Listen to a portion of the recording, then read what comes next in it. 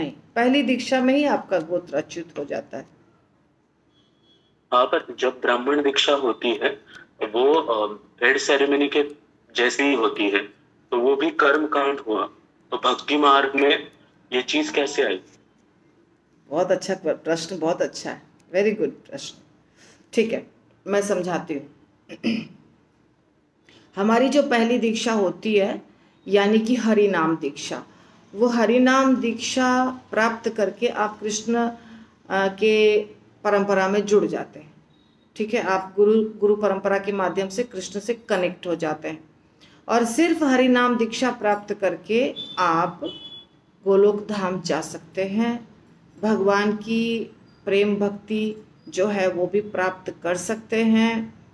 सब कुछ आपको प्राप्त हो जाएगा सिर्फ हरि नाम दीक्षा से, और हरि नाम ठीक से लेते रहेंगे, और जो हमारे गुरु महाराज ने बताया है वो सबका पालन करने से, यानी कि श्रीमद् भागवतम का श्रवणम कीर्तनम, और जो भक्तिमयी सेवाएं हैं जितनी उतनी, घर में विग्रह की पूजा, आपके घर में जो विग्रह है, और आरती, भोग लगा के प्रसाद, ये सब जितना चीज़ प्रभुपाद ने बताया, ये सारी चीज़ें अगर करते रहेंगे पूरे जीवन, तो आप भगवत धाम सिर्फ हरि नाम दीक्षा से चले जाएंगे।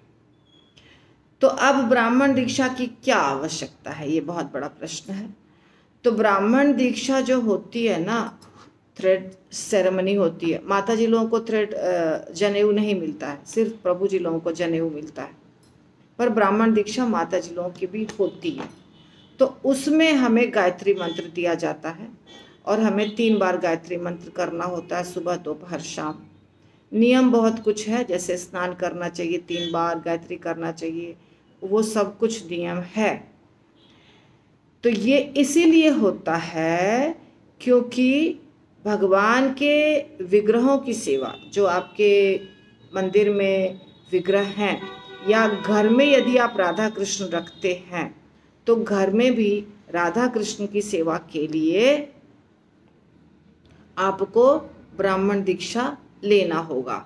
क्योंकि विग्रहों की सेवा करना, यानी कि अर्चा विग्रह जो है उनकी सेवा करने के लिए आपको सेवा विधि, जिसका वर्णन नारद मुनि ने किया है, पंचांग, नारद भक्ति सूत्र का वर्णन किया है, या उसमें अलग अलग षोडशोपचार, पंचोपचार, पंचोपासना, ये सब का जो वर्णन किया है, या जो हमारे आचार्य हरिभक्ति विलास में जो वर्णन किए हैं सनातन गोस्वामी, इस प्रकार के जो विग्रहों की सेवा की जाती है, उसके लिए शरीर का शुद्धिकरण होना आवश्यक है। ऐसा नहीं है कि अशुद्ध शरीर से हम जाएंगे और फटाफट विग्रह की सेवा शुरू कर देंगे, जिसके कारण अभी देखिए आपको जया किशोरी के ऊपर इतना जो लग रहा है, इतना जो चल रहा है, चर्चा हो रही है, इसका यही कारण है कि भगवान के विग्रहों की सेवा चाहे मंदिर में आप करें चाहे घर में आप करें,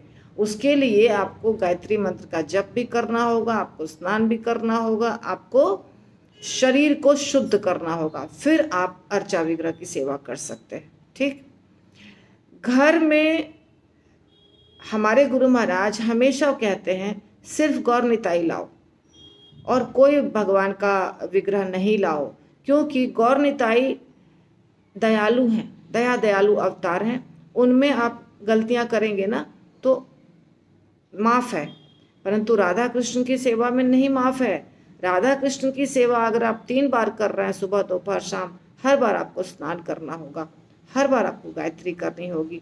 और ख़ास करके अगर आप घर में विग्रह रखते हैं राधा कृष्ण का, तो घर में गुरु महाराज का कहना है कम से कम 3 ब्राह्मण दीक्षित भक्त होना आवश्यक है।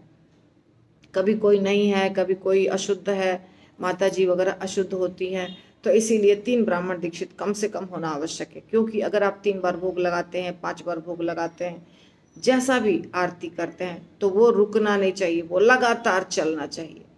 तो डेटी वर्शिप के लिए, विग्रहों की सेवा के लिए ब्राह्मण दीक्षा आवश्यक है। विग्रहों की सेवा जो नहीं करेंगे, फोटो को रखेंगे अपने घर में, फोटो की आरती करेंगे, या गौर निताई रखेंगे, गौर निताई की आरती करेंगे, तो उसके लिए ब्राह्मण दीक्षा की आवश्यकता नहीं है, वो आप सिर्फ हरि नाम के दीक्षा के ऊपर कर सकते हैं। तो ये जो कर्म कांड का हिस्सा है, ये कर्म कांड का ही हिस्सा है, उपासना कांड इसको कहते हैं। उपासना यानी पूजा पाठ। तो पूजा पाठ में नियम बरतना पड़ेगा, वहाँ पे लापरवाही नहीं चलती है, चाहे वो इस्कॉन हो चाहे वो कहीं हो। तो इसीलिए पूजा पाठ के लिए ब्राह्मण दीक्षा का विधान है। ठीक है, आंसर मिला? यस माता जी। हरे हरि बोल। कृष्ण, हरे कृष्ण।